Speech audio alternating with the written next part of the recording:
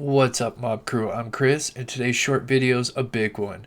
I discovered something huge in the OnStar records of Alex Murdaugh's SUV versus his timeline of events. Please stay until the end to see what I discovered. Thank you so much.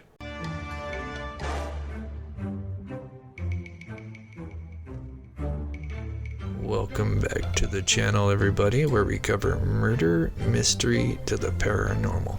Now, according to Alex Murdaugh, after coming back from his mother's house, he had arrived home and first goes to his house to check to see if Paul and Maggie were there. Let's take a listen to his interview.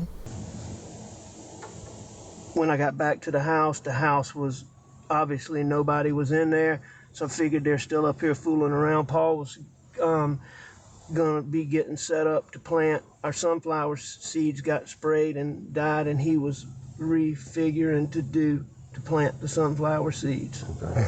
So I came back up here and I drove up and saw and called. Now let's look at his OnStar records from his Suburban to see if that lines up. According to the records, he arrives at 10 p.m. in 36 seconds, and his vehicle is put into park for a bit.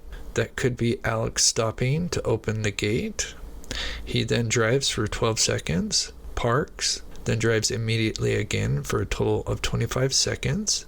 This could indicate what Alex said to be true, and he drives to the house. Now between 10:01 and 43 seconds, it is put into park, and there is an approximate 3-minute gap that would line up with Alex has said so far to the investigator. Alex would be in the house for 3 minutes, and then we would see activity from the Suburban where it's put into drive at 10:04 and 49 seconds, where the vehicle is moving again for 1 minute and 16 seconds, which could mean he is driving over to the kennels to look for Paul and Maggie. Alex then puts the vehicle in park at 10:05 and 55 seconds.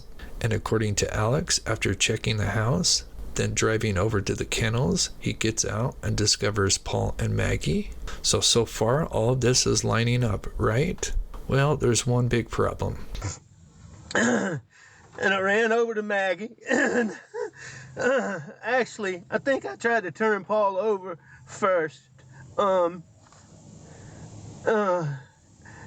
I tried to turn him over, and I don't know, I figured it out. His cell phone popped out of his pocket. I started to try to do something with it, thinking maybe, but then I put it back down really quickly. Then I went to my wife, and I could see,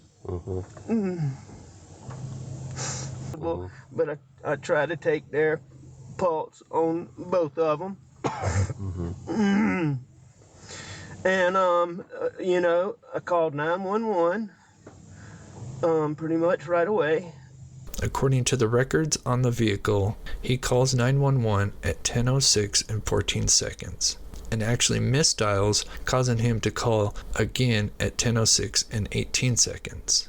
But there's one big problem. If he had just put the vehicle in park at 10:05 and 55 seconds and calls 911 at 10:06 and 14 seconds, how was he able to check on Paul and Maggie, who are at least 35 feet away from each other, in less than 10 seconds? This would not be consistent with Alex's timeline of events.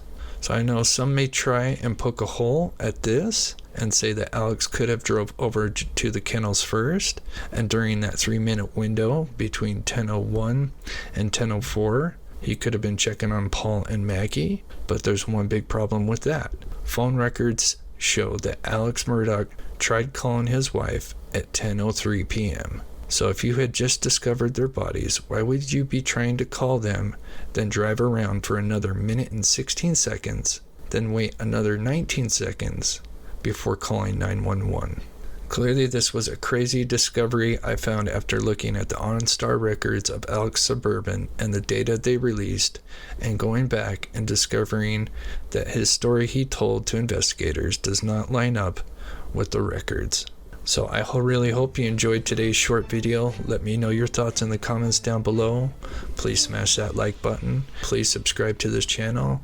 We've been doing tons of research on this, including reenactments. And if you haven't seen those, please go check those out. We have more control tests coming soon. Much love to you all, and thank you so much.